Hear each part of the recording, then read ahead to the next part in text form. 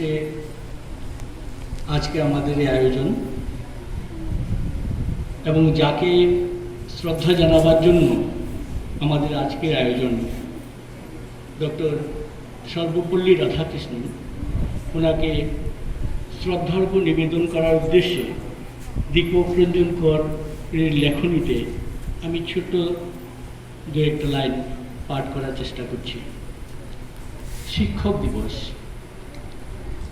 ভারতবর্ষের প্রথম উপরাষ্ট্রপতি ডক্টর সর্বপল্লী রাধাকৃষ্ণন স্যার 1888 সালের 5ই সেপ্টেম্বর গরিব ব্রাহ্মণ পরিবারে জন্ম তার।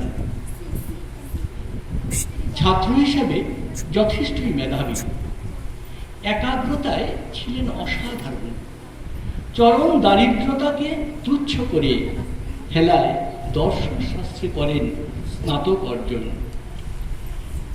তিনি বিখ্যাত একজন শিক্ষক, নামী অধ্যাপক তথা আদর্শবান।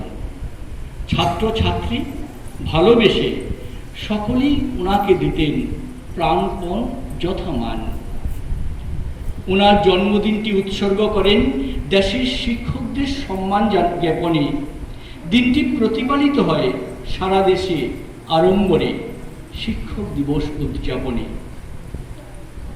1975 সালের 17ই এপ্রিল প্রয়াত হলেন সেই দার্শনিক প্রাণ। 5ই সেপ্টেম্বর শুভক্ষণে জানাই তাকে শ্রদ্ধাঞ্জলিতে যথাযোগ্য সম্মান। নমস্কার।